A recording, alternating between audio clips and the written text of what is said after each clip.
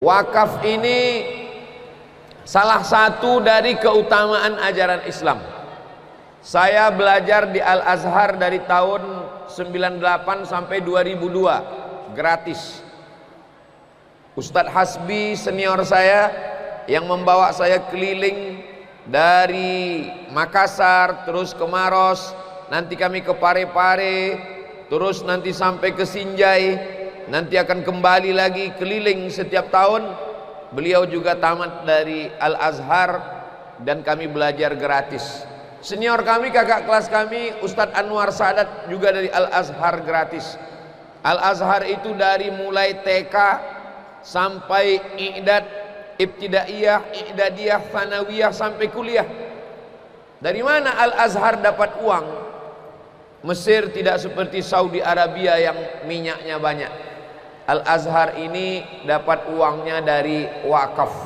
Wakaf artinya berhenti. Ini ada tanah yang sebelumnya di atasnya ada kebun kelapa, lalu kemudian kelapanya berbuah menghasilkan kopra, santan, tapi kemudian dia berhenti. Bukan berarti pokoknya berhenti berbuah, dia tetap berbuah, hasilnya berhenti, tidak lagi masuk ke kantong, tapi dia sudah menjadi wakaf. Itulah maka disebut dia berhenti, tidak masuk lagi ke kantong kita, tapi sudah dipakai untuk agama Allah Subhanahu wa ta'ala. Hanya saja kalau cerita wakaf, selalu pikiran kita kalau disebut tanah wakaf berarti tanah wakaf kuburan, tanah wakaf masjid. Memang betul, tanah wakaf masjid ini memang tanah wakaf. Tanah wakaf kuburan memang tanah wakaf. Tapi tanah wakaf dalam Islam adalah tanah wakaf yang menghasilkan. Panjang umur, sehat badan. Nanti kita berangkat umroh bersama Ustadz Abdul Somad, sekaligus mudah-mudahan kita mampir ke Mesir nanti insyaallah. Amin. Ongkos tanggung masing-masing. Sampai di Mesir nanti ada namanya Universitas Al-Azhar. Di depan Universitas Al-Azhar ada namanya Rumah Sakit Husain, Mustashfa Husain. Jadi kami setiap tahun periksa kesehatan, karena dikhawatirkan mahasiswa yang keluar supaya dia selamat dari penyakit menular, tidak terkena virus HIV/AIDS, dia diperiksa, pemeriksaannya gratis. Kenapa gratis?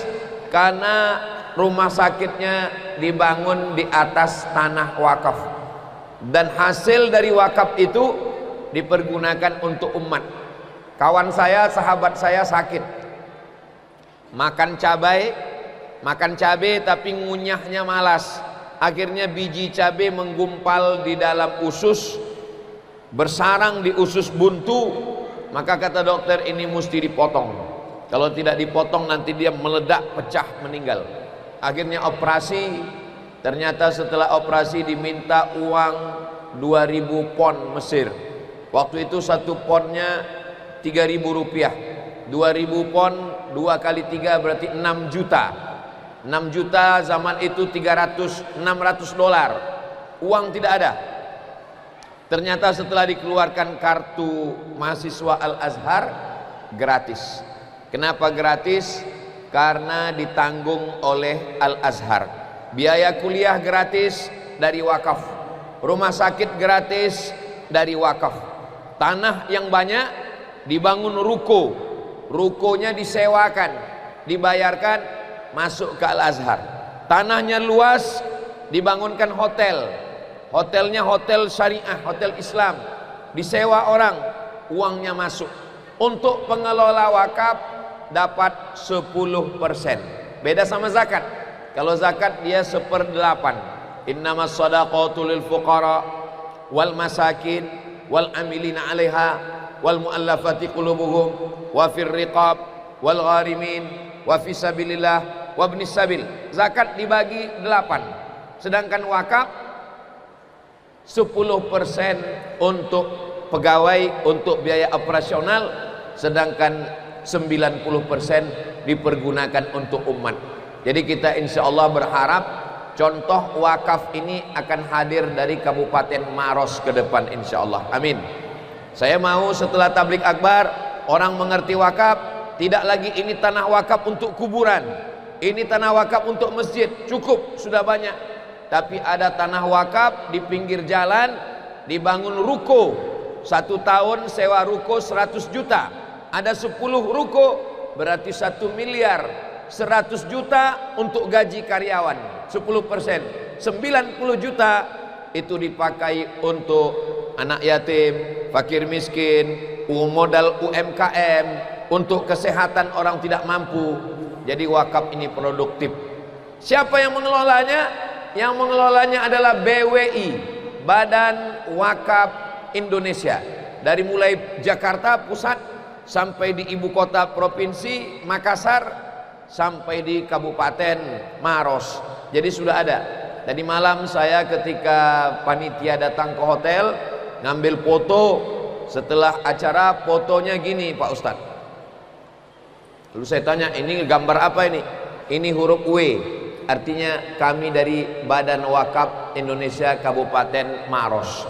Selama ini orang khawatir kalau memberikan wakaf kepada Ustadz Somad, cemas, takut, khawatir.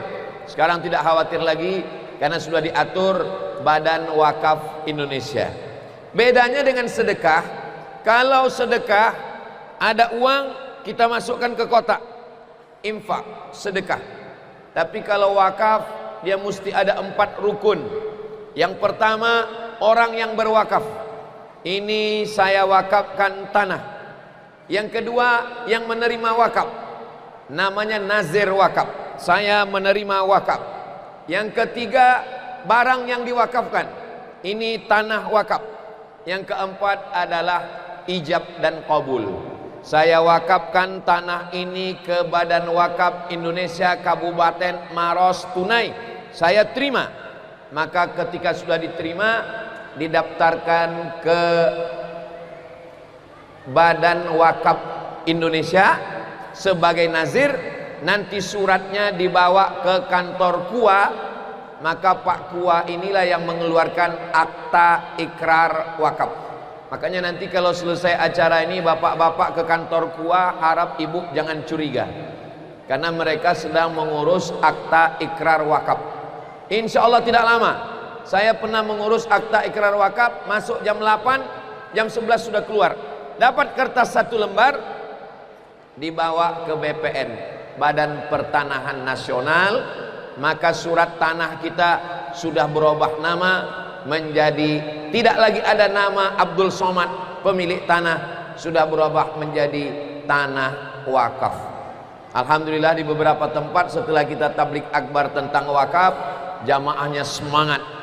Pak Ustadz, Bapak Ketua Majelis Ulama Indonesia Gurutta, Ketua Badan Wakaf Indonesia, itu kebetulan ada tanah, saya wakafkan. Tanah siapa Pak? Enggak tahu tanah siapa. Nah, enggak bisa.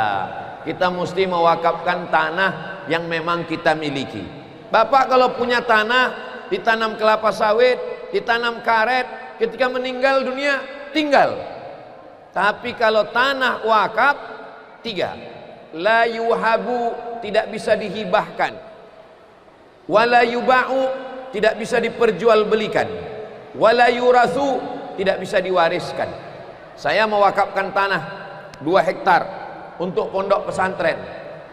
Jadi kalau saya mati, tanah ini tidak bisa diwariskan ke anak saya, tidak bisa dihibahkan ke orang lain, tidak bisa diperjualbelikan, dia sudah jadi wakaf. Wakaf artinya milik Allah Subhanahu wa ta'ala. Ini tanah-tanah yang bermasalah ini sekarang, ini gara-gara tidak diwakafkan. Solusinya wakaf. Misalnya saya bangun pesantren, di atas tanah, tanahnya punya saya, tapi saya nggak punya uang untuk membangun kelas. Lalu kebetulan ada bapak pengusaha, bapak bangun kelasnya ya, ya, bangun kelas. Setelah bangun kelas, bangun asrama. Setelah bangun asrama, bangun kantor. Setelah bangun kantor, bangun ruko. Santri pun daftar banyak, santri ribuan mendaftar. Ternyata terjadi konflik, terjadi clash. Kata saya, ini tanah saya, ini tanah punya saya. Kata yang bangun, ini bangunan punya saya. Lalu bagaimana solusinya? Ini tanah punya saya. Kalau kamu mau ambil bangunan, angkat bangunan kamu. Kelahi. Solusinya apa? Sebelum membangun, wakafkan tanahnya duluan. Maka kami tidak mau membangun sebelum tanahnya tanah wakaf. Kebetulan bulan lalu kakak kelas saya, alumni dari Mesir, nelpon. Assalamualaikum Ustaz Somad. Waalaikumsalam. Saya kebetulan dapat tanah. Ini mau dikelola. Pesan saya satu, bang, jangan bangun sebelum tanahnya tanah wakaf. Oh, ini orangnya baik. Manusia bisa berubah, kawan bisa berubah menjadi lawan. Biasanya berteman karena sebelum ada duit masuk. Kalau sudah ada duit masuk, pertemanan bisa jadi perubahan. Jangan bangun sebelum jadi tanah wakaf. Nanti kalau sudah jadi tanah wakaf, baru bangun. Kalau mau konsultasi, wakafkan dulu tanahnya, baru kita ngobrol. Insya Allah. Nanti kami datang kalau sudah wakaf. Iya, sampai sekarang nggak datang-datang. Berarti tanahnya belum diwakafkan. Nah, jadi terjadi konflik itu karena tanah tidak wakaf. Pondok pesantren dijual. Loh, kok bisa pondok pesantren dijual? Di dalamnya ada gedung, di dalamnya ada anak menghafal Quran. Ternyata bapaknya dulu membangun pondok pesantren, giliran anaknya, bapak sudah meninggal, anak mau berbagi harta warisan. Anak mau berbagi, ini untuk anak nomor 1, ini untuk anak nomor 2, ini untuk anak nomor 3, ini untuk anak nomor 4. Akhirnya mereka kapling-kapling. Kenapa terjadi? Karena tidak diwakafkan. Maka solusinya tidak lain adalah mewakafkan tanah, dan tidak boleh melanjutkan perjuangan ini sebelum status tanahnya jelas. Bapak Ibu yang dimuliakan Allah Subhanahu wa taala, aturan dalam ajaran Islam ini semuanya sudah jelas. Kalau kita laksanakan dengan baik, insya Allah lancar, dimudahkan Allah Subhanahu wa taala semuanya. Dalam Islam ini ada namanya ibadah badan. Allahu Akbar, membaca Al-Fatihah, membaca ayat, ruku, ibadah badan. I'tidal, sami Allahu liman abidah, ibadah badan. Sujud juga ibadah badan. Duduk antara dua sujud, sujud lagi, tasyahud, salam, ini ibadah badan. Jihad, mudah-mudahan Allah menolong saudara kita di Palestina, amin, juga ibadah badan. Berdarah-darah, berperang, ibadah badan. Tapi ada ibadah yang disebut dengan ibadah harta. Ibadah harta itu ada 7. Pertama, zakat. Nomor 2, hibah. Nomor 3, wasiat.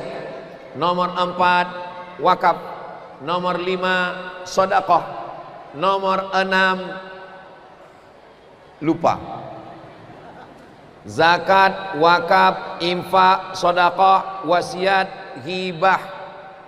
Zakat. Kenapa zakat yang pertama? Karena zakat yang wajib, nisabnya jelas. Dan untuk kabupaten kita bayarkan ke Badan Amil Zakat Nasional. Kambing ada 40 ekor, zakatnya 1. Lembu, onta ada 5 ekor, zakatnya 1 kambing. Emas ada 85 gram, zakatnya 2,5%. Nah, ini zakat. Di atas yang paling tinggi zakat. Di bawah zakat adalah infak. Contoh kita memberikan uang, uangnya dipakai untuk listrik, ini namanya infak. Uangnya dipakai untuk pegawai karyawan, itu infak. Infak boleh habis. Sedangkan yang ketiga adalah wakaf. Wakaf nggak boleh habis. Makanya wakaf keramik, wakaf kubah, ini nggak boleh habis. Sampai hari kiamat kubah ini nggak habis. Tapi wakaf lilin nggak boleh. Kenapa lilin nggak boleh jadi wakaf? Karena lilin akan habis. Lilin dibakar, besok jadi nggak ada lagi. Maka kalau ada orang ngasih lilin, itu akadnya bukan wakaf, tapi akadnya adalah infak. Apa bedanya dengan sodakoh? Sodakoh yang paling rendah. Zakat, infak, wakaf, sodakoh. Kenapa sodakoh paling rendah? Karena sodakoh ini tidak mesti uang. Kalau ada yang ngasih semen, wakaf. Kalau ada yang ngasih uang, infak. Tapi kalau sodakoh, itulah adilnya Allah. Yang kaya punya tanah, wakaf. Yang kurang kaya ngasih uang, infak. Lalu yang nggak kaya senyum. Senyum itu sudah dianggap sebagai sodakoh. Makanya bunyi hadisnya, tabassumuka fi wajhi akhika sodakoh. Senyummu ke wajah saudaramu sodakoh. Maka yang tepat itu kotak yang hari Jumat itu bukan kotak wakaf. Kalau ada yang menulis kotak wakaf itu kurang tepat, karena kita tidak pernah berakad ke kotak. Tidak pernah kita akad ke kotak. Sedangkan wakaf mesti ada akadnya. Saya wakafkan uang ini, kotaknya tidak pernah menjawab aku terima, enggak pernah. Maka tidak tepat kalau dia disebut kotak wakaf. Dan jangan buat kotak sodakoh. Jangan tulis sodakoh, karena sodakoh senyum pun bisa. Khawatirnya nanti waktu lewat semua senyum aja, nggak ada yang ngasih duit. Nah, maka yang paling tepat itu adalah kotak infak. Zakat nomor 2, infak nomor 3, wakaf nomor 4, sodakoh, lalu kemudian hibah. Nah, kalau hibah ini, hibah pasangannya adalah wasiat. Kalau hibah, misalkan kita berikan hibah, ini hibah ke anak kita, langsung urus surat izinnya, langsung ganti nama. Itu ada satu ruko saya hibahkan, langsung urus surat izinnya berubah. Tapi kalau wasiat, nunggu meninggal dunia. Makanya kalau ada orang mengasih hibah, jangan senang dulu, karena orangnya belum. Kalau ada orang ngasih wasiat, jangan senang dulu, karena orangnya belum meninggal dunia. Kalau sudah meninggal baru berganti nama. Jadi semuanya ada 7. Paling tinggi zakat, nomor 2 infak, nomor 3 wakaf, nomor 4 sedekah, nomor 5 berpasangan dengan nomor 6 wasiat dan hibah, nomor 6, 7 adalah ghanimah. Ghanimah harta rampasan perang. Ketika kita berperang dengan Israel, lalu kemudian kita menang, kita mengambilnya, ini disebut dengan ghanimah, harta rampasan perang. Jadi ada 7 ibadah harta. Dalam Islam ini orang tidak hanya disuruh membaca Quran. Membaca Quran ibadah lisan. Lisan beribadah. Subhanallah walhamdulillah wala ilaha illallah wallahu akbar wala haula wala quwata illa billahil aliyil azim. Jadi ibadah ada 4. Ibadah badan sudah, ibadah harta sudah, ibadah lisan sudah. Ibadah yang keempat adalah ibadah hati. Ibadah hati itu adalah sabar, tawakal, ridho, qanaah, khusyuk. Ini ibadah hati. Dan ketika kita sholat, keempat-empat ibadah. Itulah kenapa sholat itu disebut sebagai tiangnya ibadah, karena keempat-empat ibadah itu ada pada sholat. Ketika kita sedang sholat ada ibadah badan, Allahu Akbar. Ketika kita sedang sholat ada ibadah harta, karena kita memakai kain untuk menutup aurat dari pusat hingga ke lutut bagi laki-laki. Ketika kita sedang sholat ada ibadah lisan, karena kita membaca Al-Fatihah. Tidak sah sholat kalau tidak baca Al-Fatihah. Ketika kita sedang sholat ada ibadah hati, karena hati kita sedang khusyuk mengingat Allah Subhanahu wa ta'ala. Jadi anak-anak kita sadarkan, maka insya Allah kalau wakaf ini tumbuh berkembang, tidak akan ada lagi umat Islam yang menunggu sumbangan 2.000 rupiah dari supir yang lewat di pinggir jalan. Maka tepat sekali slogannya, subur wakafnya, makmur masjidnya. Ini mikrofon ini unik, kalau kita ke depan dia suara, ke samping suaranya hilang. Jadi memang kita harus khusyuk kepada jamaah. Subur wakafnya, makmur masjidnya insyaallah. Mudah-mudahan program dari Kabupaten Maros ini terus berkelanjutan sampai ke anak cucu kita, sampai ke hari kiamat insyaallah. Amin ya rabbal alamin. Ini juga untuk membantah orang yang mengatakan bahwa Islam itu tidak mementingkan harta. Ini tidak benar. Siapa yang bisa mewakafkan kalau bukan orang kaya? Maka kalau ada orang mengatakan Islam ini tidak penting harta, ini masjid cantik. Jadi saya tanya Bapak Bupati, Bapak Bupati, ini masjid agung kita? Ya, ini masjid agung kita cantik. Memang masjid-masjid yang besar, yang kubahnya tinggi, yang masjidnya besar, itu suara memang permasalahan di mana-mana. masalah suara ini, agak menggema suaranya. Tapi nanti yang agak kurang-kurang jelas, ceramah saya ini bisa ditonton ulang di channel Ustadz Abdul Somad Official. Subscribe, like, share, and comment insyaallah. Nah, adapun pada saat hari ini suasananya hujan, maka insyaallah Allah Subhanahu wa taala yang membuat Bapak Ibu semua hadir pada kajian duha ini, semua yang kita lakukan ini insyaallah diridhai Allah Subhanahu wa taala. Amin. Kalau kita lihat dalam ajaran Islam, masuk ke masjid doanya Allahumma ftahli abwaaba rahmatik, ya Allah bukakan pintu rahmat. Kenapa waktu masuk masjid minta terbuka pintu rahmat? Karena memang di masjid ini kita dapat rahmat Allah. Saat duduk antara dua sujud, Rabbil firli warhamni, rahmati saya ya Allah. Dan ketika kita sedang di masjid, turun rahmat kasih sayang Allah Subhanahu wa taala. Majtama'a qaumun fi baitin min buyutillah, sekelompok orang berkumpul di rumah Allah, yatsluna kitab Allah, membaca ayat-ayat suci, wa yatadarasunahu fima bainahum, mengkaji isinya, haffat bihimul malaikah, mereka dikelilingi malaikat, ghasyiyat bihimur rahmah, mereka diliputi oleh rahmat Allah, wa dzakarahumullahu fiman indah, mereka diturunkan Allah rahmat, dibanggakan Allah kepada para malaikat. Mudah-mudahan waktu yang paling mulia waktu duha, dan kita mendapatkan kemuliaan dari Allah Subhanahu wa taala. Amin ya rabbal alamin. Tapi ketika kita selesai, kita keluar dari masjid, maka doanya berbeda. Doanya Allahumma inni as'aluka min fadlik, ya Allah berikanlah saya rezeki. Kenapa keluar masjid minta rezeki? Karena ketika orang keluar masjid, dia ke toko, dia menjaga tokonya, dia berdagang, dia berjualan, dia berniaga. Apalagi ini bukan sekedar pengajian, itu di luar saya lihat ada tenda-tenda saudara kita yang sedang berdagang, UMKM. Memang di mana-mana Ustadz Somad kalau ceramah itu ada UMKM-nya. Insya Allah balon banyak laku karena ibu-ibu bawa anak-anak kecil.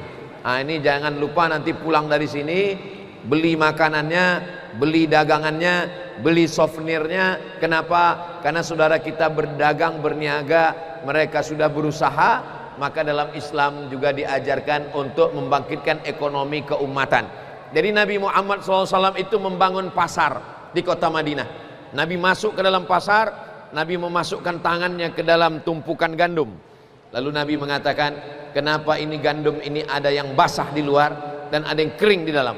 Biasanya orang kalau beli gandum itu beli yang kering, kalau basah dia busuk. Lalu kemudian Nabi mengatakan, ya sahibat ta'am, wahai pedagang, ini kenapa gandumnya ini basah? Kenapa basah di luar ini kering, di dalam basah? Kata pedagang, asabahul mator, kena hujan ya Rasulullah. Kata Nabi, kalau kamu dagang yang basah, biarkan dilihat orang, jangan menipu, jangan bohong. Maka kata Nabi, man ghasyana falaysa minna, siapa yang menipu bukan golongan umat Nabi Muhammad sallallahu alaihi wasallam. Jadi Nabi tidak hanya mimpin sholat, tidak hanya jadi imam, tidak hanya baca Quran, tidak hanya berzikir, tapi juga Nabi mengawasi, mengontrol pasar supaya jangan sampai ada peniaga pedagang yang curang dalam perdagangannya. Makanya ada surat-surat di dalam Al-Quran itu yang khusus untuk pedagang. Wailul lil mutaffifin, celaka bagi orang yang curang dalam timbangan. Siapa itu orang yang curang dalam timbangan? Alladzina idza talu 'alan nasi yastawfun. Kalau mereka beli, mereka mau dagangannya penuh. Kalau mereka mau beli, dia mau penuh, timbangannya penuh. Wa idza kaluhum aw wazanuhum yukhsirun. Tapi kalau mereka jualan, mereka mau timbangannya kurang. Karena dengan kurangnya timbangan itu mereka untung. Maka dalam Islam diajarkan man ghasyana falaysa minna, siapa yang curang maka dia bukan umat Nabi Muhammad sallallahu alaihi wasallam. Kalau kita perhatikan 5 ibadah, 5 rukun Islam yang tidak mengeluarkan uang, hanya syahadat saja. Syahadat, asyhadu an la ilaha illallah wa asyhadu anna Muhammadan Rasulullah. Yang 4 ini semuanya mengeluarkan uang. Salat, zakat, puasa, haji. Salat, di antara syarat salat menutup aurat, membeli mukena, membeli kain, menutup aurat, pakai celana, pakai baju, pakai sorban dengan uang. berarti mencari uang juga wajib, karena kaedahnya ma la yatimul wajib illa bihi fahuwa wajib. Salat itu wajib, syarat sahnya salat menutup aurat, tidak sah salat kalau tidak menutup aurat. Maka menutup aurat wajib, membeli kain untuk menutup aurat wajib, maka mencari uangnya juga wajib. Salat, zakat ada batas nisabnya 85 gram. Berarti siapa orang Islam penghasilannya kurang dari 85 gram, dia tidak wajib berzakat. Zakat adalah harta. Yang ketiga adalah puasa juga dengan uang. Kenapa? Karena Nabi mengatakan man fattara shaiman, siapa yang memberikan buka puasa kepada orang yang berpuasa, kana lahu mithlu ajri shaim, sama seperti orang yang berpuasa. Maka kita belikan nasi, kita belikan makanan, kita belikan minuman, kita sudah melaksanakan sahur, tasaharu, bersahurlah, fa inna fis sahuri barakah, karena dalam sahur itu ada barakah. Yang keempat, yang kelima adalah haji.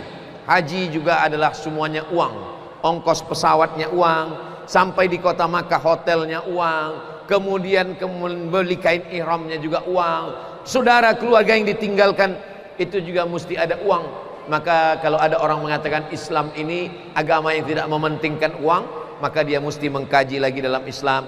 Maka kalau orang Islam punya uang sedikit, dia berinfak, sudah punya agak banyak sedikit, dia berwakaf.